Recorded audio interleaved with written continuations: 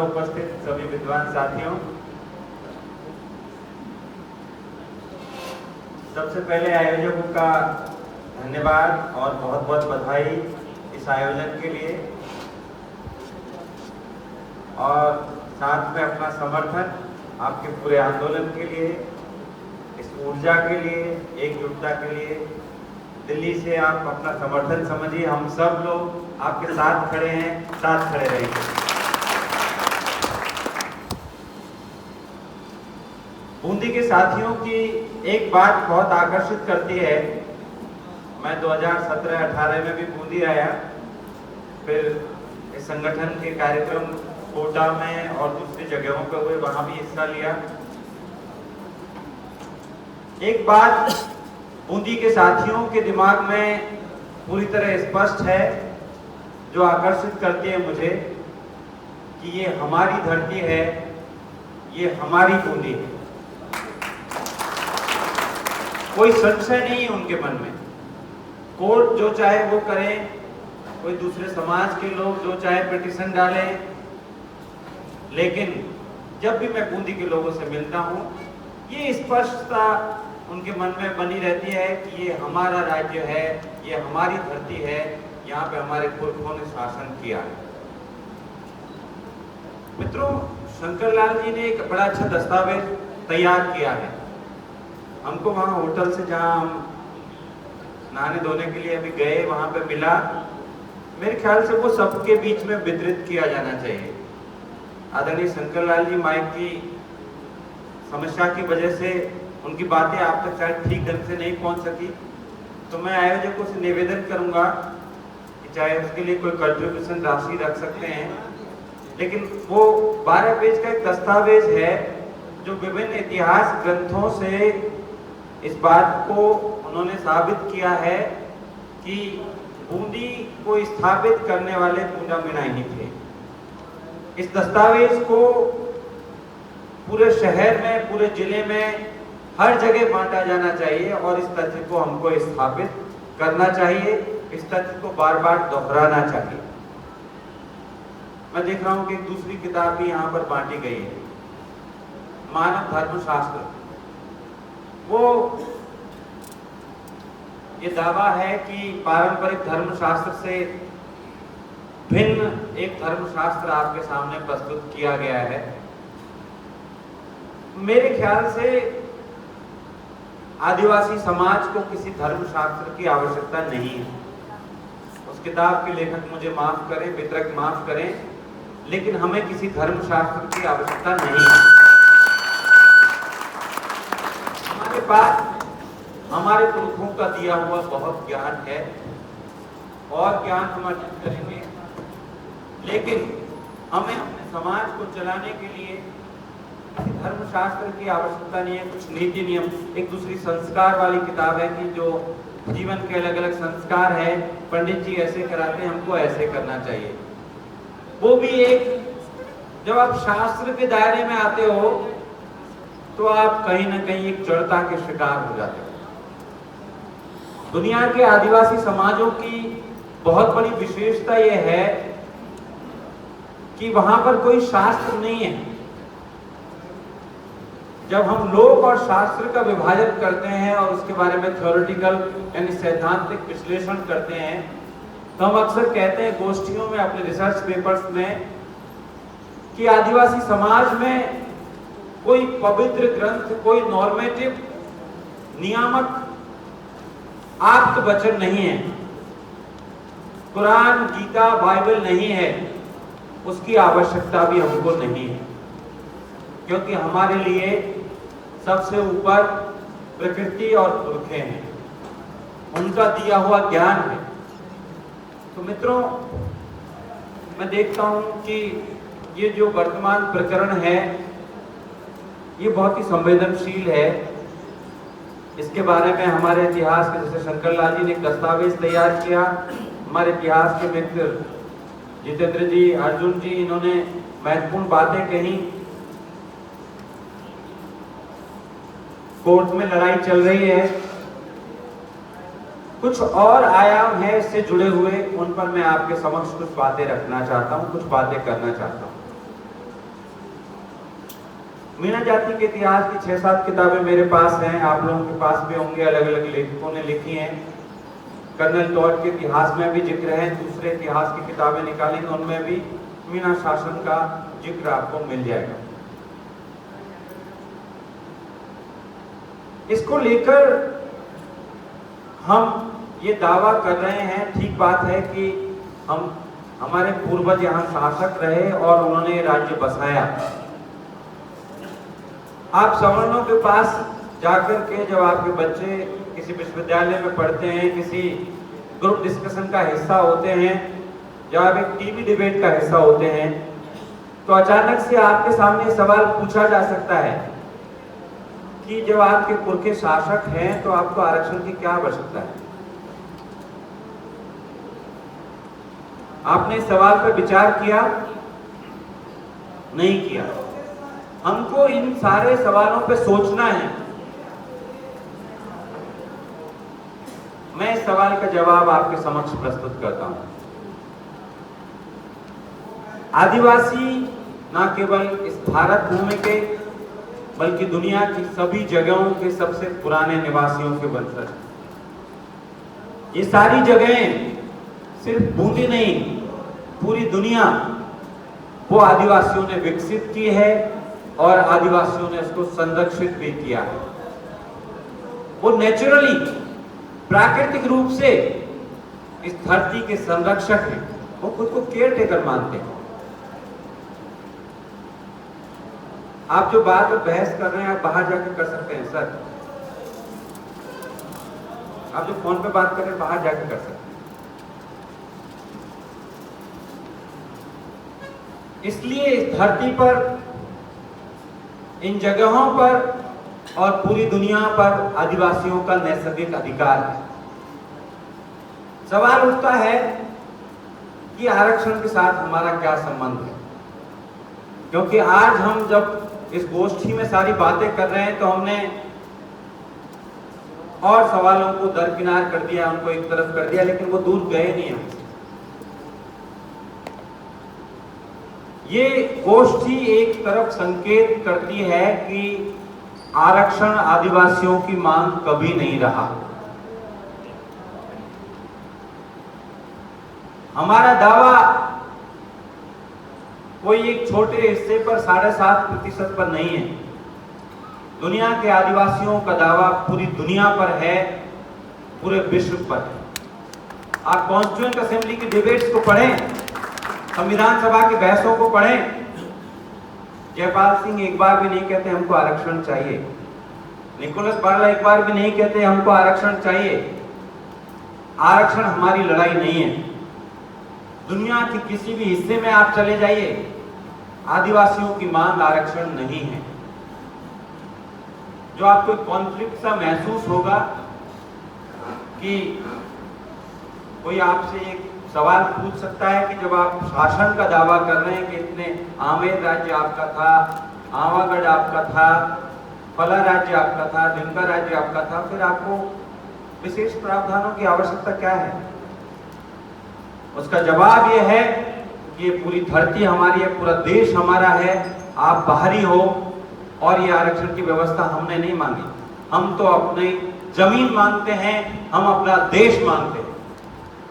इस पूरे देश पर हमारा अधिकार है। इसको आप अगर संविधान सभा की बहसों में खोजना चाहें, आप संयुक्त राष्ट्र की परिभाषाओं में समझना चाहें, संयुक्त राष्ट्र क्या बात कहता है आदिवासियों के बारे में?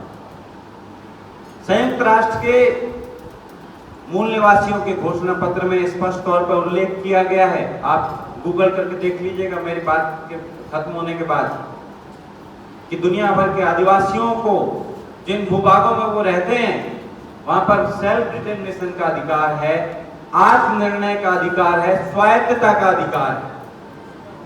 जयपाल सिंह की मांग भी यही थी कि ये भूमि हमारी है, जहां पर आदिवासी रहते हैं वहां पर आप स्वायत्तता दीजिए। आप इस फर्क को समझिए मित्रों। स्वायत्तता, अपना शासन। अपना शासन ऐसे नहीं कि जैसे आज भी हम कहते हैं जनता का, जनता के लिए, जनता के द्वारा शासन, लेकिन क्या वो हमारा शासन है? नहीं है। कोई प्रतिनिधि हमारी बात विधानसभा और संसद में नहीं रखता। जैसे पूर्व वक्ताओं ने कहा, वो सिर्फ पार्टियों की बातें रखते हैं, वो सिर्फ तुष्टीकरण की बातें रखते हैं। जब आपको स्वायत्तता की बात करेंगे, आपको स्वायत्तता आरक्षण से बहुत बड़ी चीज है। जिन रिसोर्सेज की बात हो रही है, प्राकृतिक संसाधनों की बात हो रही है, आज देखिए कि पूरा का पूरा डेवलपमेंट उन पर टिका हुआ है। अगर आदिवासी कह दें कि हमारे इलाके में कोई बांध नहीं बनेगा, तो शहरों के लोग घुटने टेक के आपके पास आ जाएंगे, बिजली खत्म हो जाएगी। जितनी बिजली आपको दिखाई पड़ रही है, ये बड़े बड़े बांध बनाए गए। उन बांधों की वजह से आप एनएसएसओ की रिपोर्ट देखें, हजारों लाखों आदिवासी विस्थापित हुए। दूसरा, बिजली का स्रोत कोयला, सारा का सारा कोयला। मनमोहन सिंह के जमाने में एक घोटाला हुआ कोयला का कि भाई उसकी नीलामी ठीक ढंग से नहीं हुई, उसका इतना मिल सकता था हमको। उस घोटाले के वक्त आपने अखबार की हेडलाइन पढ़ी होगी कि इतने लाख करोड़ का नुकसान हो गया। आप शून्य गिन रहे थे, कितने शून्य लगे हुए। लेकिन क्या कभी आपने सोचा कि वो कोयला किसकी जमीन पर है, वो किसकी जमीन से निकाला गया, उस कोयले को निकालने के लिए कौन बेदखल हुआ, उस कोयले से बनी बिजली किसको मिली? ये सवाल हमने नहीं किया। हम सिर्फ शून्य गिनते रहते हैं। ये सारे रिसोर्सेज, जितना आपके पास में लकड़ियां हैं, आप देखेंगे लोग बड़े सुंदर सुंदर दरवाजे लगाते हैं अपने घरों में, या दूसरी जगहों पर लकड़ी के बहुत सारे उपयोग करते हैं। ये सारी लकड़ी कहाँ से आ रही है? ये सब जंगलों से आ रही है, उन जंगलों से जिनको आदिवासी पुरखों ने संरक्षित रखा हजारों वर्षों तक। जो आपके पास आयरन ओर के खजाने हैं, लोहा जिसको आप हिंदी में कहते हैं, कहां से आ रहा है? सब आदिवासी इलाकों से आ रहा है। अगर आप इन सारे खनिजों को सप्लाई बंद कर दें, तो इस देश का सो कॉल्ड डेवलपमेंट प्रोसेस सारा रुक जाएगा, धड़ाम से गिर जाएगा। आज भी उन इलाकों पर आदिवासियों का अधिकार। आज जंगल जहां बचे हैं पूरी दुनिया में, सिर्फ भारत की बात नहीं कर रहा, पूरी दुनिया में जंगल जहां भी बचे हैं वो सिर्फ आदिवासी इलाके हैं। पूरी बायोडाइवर्सिटी, जैव विविधता खतरे में आ गई है। अब बड़े बड़े पर्यावरण सम्मेलन होते हैं, उन पर्यावरण सम्मेलनों में क्या निष्कर्ष निकलता है? उनमें निष्कर्ष निकलता है कि अब हमें आदिवासियों के रास्ते पे जाना पड़ेगा। अब वहां पे एक शब्द इजाद हुआ, सस्टेनेबल डेवलपमेंट, यानी टिकाऊ विकास। जो हम विकास कर रहे हैं जंगलों को उजाड़ करके, वो टिकने वाला नहीं है। वो तो हम सृष्टि को खत्म करने के कगार पर बढ़ रहे हैं। आदिवासी दर्शन आपको सही रास्ता दिखाता है, और वो आदिवासी दर्शन इतनी बड़ी चीज है जिसकी तरफ पूरी दुनिया के बुद्धिजीवी उम्मीद की निगाह से देख रहे हैं। इसलिए मित्रों, हमारी मांग आरक्षण से बहुत बड़ी थी, लेकिन पिछले 10-20 वर्षों में आप देखें तो ऐसा लगता है SC/ST के संगठन, चूंकि SC/ST के संगठन पढ़े लिखे लोग साथ में रहते हैं, साथ में कुछ छिटपुट लड़ाइयां लड़ लेते हैं, और वो सारी की सारी लड़ाइयां आरक्षण पर केंद्रित होकर के रह गई है। मानो SC/ST का सबसे बड़ा मुद्दा आरक्षण हो। मैं कहूंगा कि हमारा मुद्दा आरक्षण से बहुत बड़ा है। हमारा मुद्दा इस भूमि पर हमारे सर्वाधिकार, हमारी स्वायत्तता का मुद्दा है कि ये जमीन हमारी है। अब आप कहेंगे कि ये प्रैक्टिकली पॉसिबल नहीं। क्या वास्तव में ऐसा संभव है? आपके दिमाग में सवाल आ रहा होगा कि जो मैं स्वायत्तता की बात कर रहा हूँ, सेल्फ डिटर्मिनेशन की बात कर रहा हूँ, आत्मनिर्णय की बात कर रहा हूँ, क्या ये पॉसिबल है? बिल्कुल पॉसिबल है। दुनिया के बहुत सारे देशों में ऐसा हो चुका है। कॉन्स्टिट्यूएंट असेंबली में, संविधान सभा में जयपाल सिंह इसी के लिए लड़ रहे थे। नेहरू और पटेल और अंबेडकर ने कहा कि नहीं, अभी भारत में आप मिल जाओ, हम आपके अधिकारों की रक्षा करेंगे, 5वीं और 6वीं अनुसूची वगैरह बनाएंगे। लेकिन मूल मांग थी स्वायत्तता की। आपके जो मित्र ऑस्ट्रेलिया में रहते हैं, अगर रहते हो तो उनसे पूछिए, नहीं रहते हो तो गूगल करके पढ़ लीजिए। वहां पर इस व्यवस्था को एक हद तक लागू किया गया। अगर ऑस्ट्रेलिया के प्रधानमंत्री को भी आदिवासी इलाकों में जाना है, मान लीजिए बूंदी एक आदिवासी राज्य है, बूंदी में अगर प्रधानमंत्री को प्रवेश करना है तो स्थानीय काउंसिल से, स्थानीय परिषद से उसको परमिशन लेनी पड़ेगी, तब वो अंदर घुस सकते हैं, नहीं अंदर नहीं घुस सकते। ये स्वायत्तता है। आदिवासी इलाकों में स्कूलों में गैर आदिवासियों की पोस्टिंग नहीं होगी, आदिवासी अध्यापक ही पढ़ाएंगे। वहां पे पाठ्यक्रम आदिवासी ढंग का होगा, आदिवासी भाषाओं में पढ़ाई होगी। आप सोचिए, इसको इमेजिन करके देखिए एक बार। यह आरक्षण से छोटी चीज है या बड़ी चीज? हमने सारी लड़ाइयों को आरक्षण पर केंद्रित कर दिया। जैसे आज आप बूंदी को रिक्लेम कर रहे हैं, अपना दावा प्रस्तुत कर रहे हैं, उस दावे को पुनः प्रस्तुत कर रहे हैं। बूंदी आपका है। आप कल्पना कीजिए कि यहाँ का सारा प्रशासन, सारी व्यवस्था आदिवासियत के अनुसार चले और आदिवासियों के हाथों में हो। मैं जानता हूं कि भारत के संदर्भ में ये बात बहुत पीछे छूट चुकी है, कम से कम 70 साल पीछे छूट चुकी है। अब इसको करना बहुत मुश्किल है, लेकिन जिस तरह की लड़ाई आपने छेड़ी है, इससे उम्मीद जगती कि हाँ, हम कम से कम अपने आदिवासी बहुल जगहों को फिर से क्लेम कर सकते हैं, फिर से उन पे अपना दावा प्रस्तुत कर सकते हैं। और दावा प्रस्तुत करने का तरीका यह है कि कम से कम कॉन्स्टिट्यूशनली जितने राइट्स हमको मिले हैं उनको हम सुनिश्चित करें। संविधान ने हमको जितने अधिकार दिए हैं उनको हम लेने के लिए कम से कम आगे आए, एकजुट हों। लेकिन वस्तुस्थिति क्या है? जो 5वीं और 6ठी अनुसूची में ये नियम है कि केंद्र सरकार या राज्य सरकार कोई नियम लागू करना चाहती है, उसको ट्राइबल एडवाइजरी काउंसिल से पूछना पड़ेगा कि वो यहाँ पे लागू किया जा सकता है कि नहीं। कोई दिल्ली और जयपुर में बैठी हुई सरकार उन इलाकों में अपने नियम लागू नहीं कर सकती जब तक कि TAC, ट्राइबल एडवाइजरी काउंसिल, उसको स्वीकृति ना दे। लेकिन वास्तव में क्या हो रहा है? वास्तव में खाना पूर्ति हो रही है। TAC में जितने मेंबर आदिवासी होने चाहिए उतने है ही नहीं। समय पर TAC का गठन नहीं होता है तो ऐसे लोगों को भरा जाता है जो सिर्फ साइन करने के लिए वहां पर जाते हैं। और जिस आरक्षण के भरोसे हम बैठे हैं वो सरकारी नौकरियों में सिर्फ 7.5%। आप अगर देखें तो अभी 50% से ज्यादा नौकरियां प्राइवेट सेक्टर में चली गई।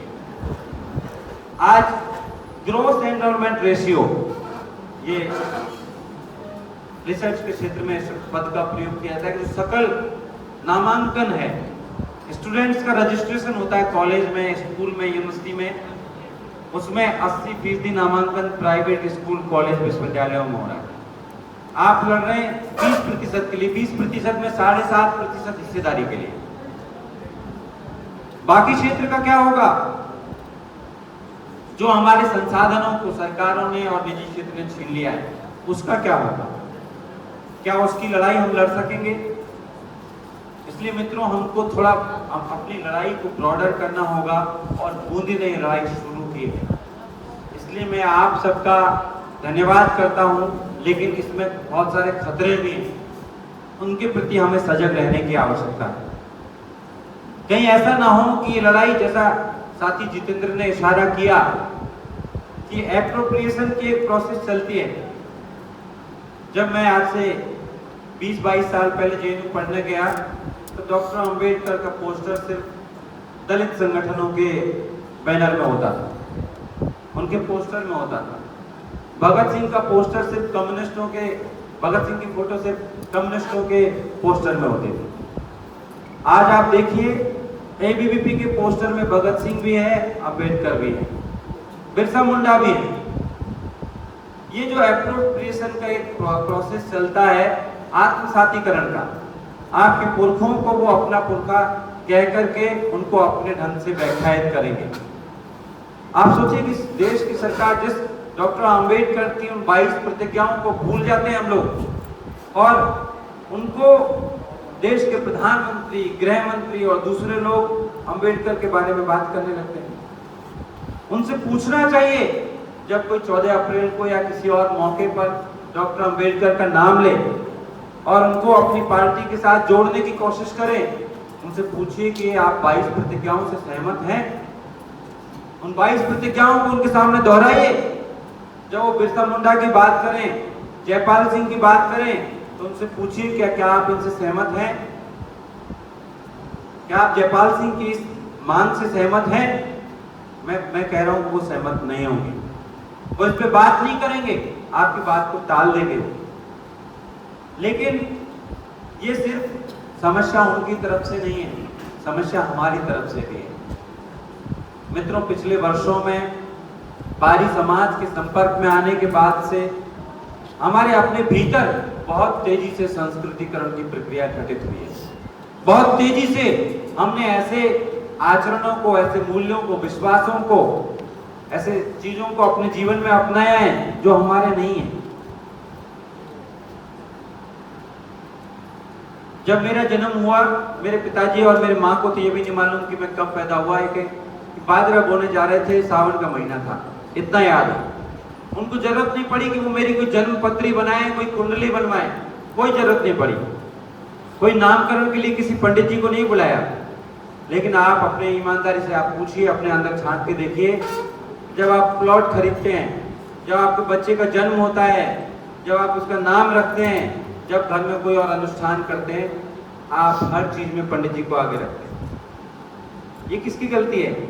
वो नहीं थोप रहे आपके ऊपर, उन्होंने नहीं कहा कि हमको बुलाओ, आप खुद बुला रहे हैं, क्योंकि आपने प्रगति का मानी ये समझ लिया है कि अच्छा, जैसा आचरण वो कर रहे हैं वैसा आचरण हम करेंगे, तब हम उनके बराबर ऊंचे होंगे।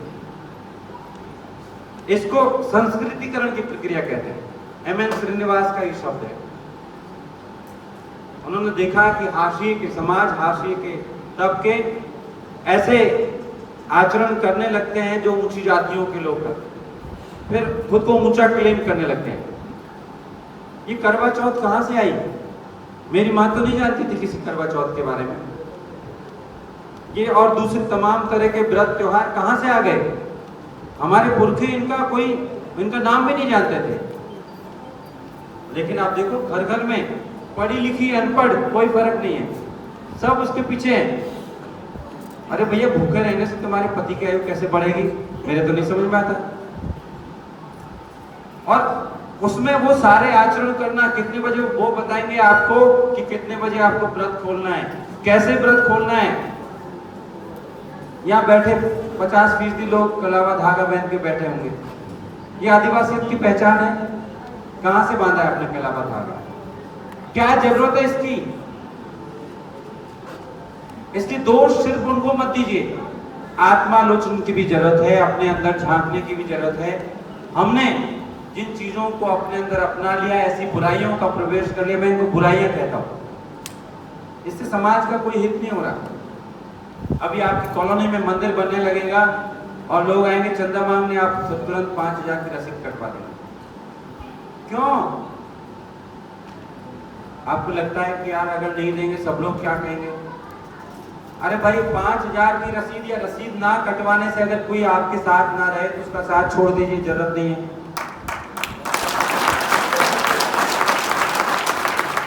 मैंने आज तक किसी चीज में इस तरह की किसी चीज में, जेएनयू में भी सरस्वती पूजा होती है, दुर्गा पूजा होती है, आते हैं हमारे घर, मैं कहता हूँ भाई मैं तो आदिवासी हूँ, मैं इसमें विश्वास नहीं करता, आप अपने पास अटपटा लगता है लोगों को। जब हमारा बच्चा पैदा हुआ तो आजकल हॉस्पिटल में फॉर्म भरते हैं वो, उन्होंने कहा रिलीजन बताओ, मैंने कहा आदिवासी। तो उसमें ऑटोमेटिकली कंप्यूटर ने लिया जैन प्रिंट होकर के आ गया। मैंने कहा नहीं, इसको संशोधित कीजिए, ये आदिवासी है। तो कुछ इसके लिए अलग से श्रम करने की जरूरत नहीं है। आप क्या कॉलम भरते हो अपना, यहाँ पे आप कह रहे हो आदिवासी आदिवासी, जब परीक्षा का फॉर्म भरते हो, ऑफिस में कहीं फॉर्म भरते हो, तुरंत हिंदू पे टिक लगा देते हो।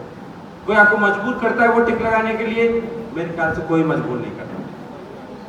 ये हमको खुद सोचने की जरूरत है। आपके आचरण, ये जिस भी देवी देवता पे जाओ बहुत लंबी लाइन लगी हुई है। एक बार ये एक्सपेरिमेंट करके देखिए आप, जो कांवड़ उठा के जा रहे हैं बेचारे 30 दिन में पहुंच गए, वहां पे लगे हुए हैं दिन रात बिना कुछ खाए पिए, नंगे पांव। उनको देखिए जा करके, सब SC ST OBC के लोग हैं। ब्राह्मणों को जरूरत नहीं है इसकी। अब उन्होंने आपके लिए बढ़िया अपना धंधा शुरू कर दिया और आप चल रहे हो उसमें। उनको कलेक्शन की जरूरत नहीं है, आप वहां जाकर के डाल के आ रहे हो डिब्बे में। क्या आपको कोई मजबूर कर रहा है कि यहाँ से आप वहां तक, कहाँ पे वो ऋषिकेश में, कहाँ पे वो कांवड़ उठा के ले जाओ और उसमें वो चढ़ा के आओ। अलवर साइड के लोग पहुंच जाते हैं। तो ये आत्मालोचन की भी हमको जरूरत है, अपने आप को दुरुस्त करने की जरूरत है मित्रों। क्योंकि हमको अगर आदिवासियत को बचाना है तो इस संस्कृतिकरण के हमले के प्रति सचेत रहना होगा। अब हम कर क्या सकते हैं? करना कुछ, उसके लिए बहुत पैसे खर्च करने की जरूरत नहीं है, किसी से लड़ाई लड़ने की जरूरत भी नहीं है। एकजुट रहना है, सजग रहना है, अपने समाज का इतिहास, पुरखा परंपराएं, इसके बारे में अपने बच्चों को बताना बहुत आसान है। मान लीजिए आज ये 12 पेज का दस्तावेज जो मुझे पसंद आया, शंकर लाल जी ने तैयार किया। आप में से हर कोई, मेरे ख्याल से ज्यादातर लोग इंटरनेट इस्तेमाल करते हैं अपने मोबाइल में, कंप्यूटर में। करना क्या है हमको? वेबसाइट बनाइए, ब्लॉग बनाइए। वेबसाइट का चलो पैसा लगता है डोमेन लेने के लिए, ब्लॉग का कोई पैसा नहीं, फेसबुक पर लिखने का कोई पैसा नहीं है, व्हाट्सएप पर शेयर करने का कोई पैसा नहीं है। लिखिए, हर जगह इसके बारे में लिखिए। जो इतिहास आपके सामने प्रस्तुत किया गया है, उसके अलावा जो इतिहास आपके सामने है उसके बारे में लिखिए। विकिपीडिया पर लिखिए। विकिपीडिया, जैसे आप कुछ चीज गूगल में सर्च करते हैं, पहला सर्च रिजल्ट क्या आता है? विकिपीडिया का आता है।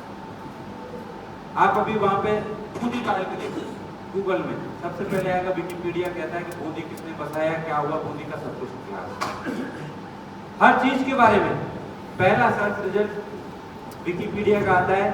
सब लोग लग जाइए, विकिपीडिया पर लिखिए, हिंदी में लिखिए, अंग्रेजी में लिखिए, ताकि लोगों को, आपको कुछ किसी से लड़ने की जरूरत नहीं है, अपने आप स्थापित हो जाएगा जो तथ्य आप स्थापित करना चाहते हैं। हमारे लोग वहां पे नहीं है, यूट्यूब पे वीडियो बना के डाल दीजिए, ये बूंदी नगरी है, इसको बूंदा मीना ने बताया और इसका ये इतिहास है। बताइए आप, इसमें किस कबीले के लोग रहते हैं? कोई पैसा खर्च नहीं हो रहा, बहुत आसान है ऐसे छोटे छोटे उपाय करने। जहां पे आप रहते हैं वहां पे एकजुट रहिए। किसी के साथ अन्याय होता है उसके साथ खड़े होइए, और महिलाओं को भी साथ में लेकर के रहिए। मैं देख रहा हूँ कि आज महिलाओं की संख्या बहुत कम है, जबकि पिछला सम्मेलन उसमें महिलाएं बहुत थी। यहाँ पे कोई मंदिर में हुआ था, क्या मीन भगवान मंदिर में, कहाँ पे हुआ था 2-3 साल पहले, बहुत बड़ी संख्या में महिलाएं थी, बहुत ज्यादा लोग थे। अब क्या ऐसा कोई लावणी का काम भी नहीं चल रहा कि महिलाओं को छोड़ के आ गए? साथ में लाना चाहिए ना। हमारी बहनों ने बहुत अच्छा एक आयोजन किया कोटा में, पूरा महिलाओं का सम्मेलन था। तो ये आदिवासियों की पहचान है कि महिलाओं को भी पुरुषों के बराबर भागीदारी आपको देनी चाहिए, उनको लाना होगा। इन सब चीजों से मिलकर के हम अपने वजूद को बचा सकते हैं, अपने अस्तित्व को बचा सकते हैं। और वो यही रास्ता है, आदिवासियों का रास्ता बाकी लोगों से अलग है। आदिवासी बहुत ज्यादा मामलों में लड़ाई नहीं लड़ते, शांति से अपना काम करते हैं। किसी के प्रति कोई घृणा फैलाने की कोई जरूरत नहीं है। आराम से, प्यार से, एकजुटता से अपनी बात को कहिए और उस पर दृढ़ रहिए। निश्चित तौर पर आपकी जीत होगी। बहुत बहुत धन्यवाद।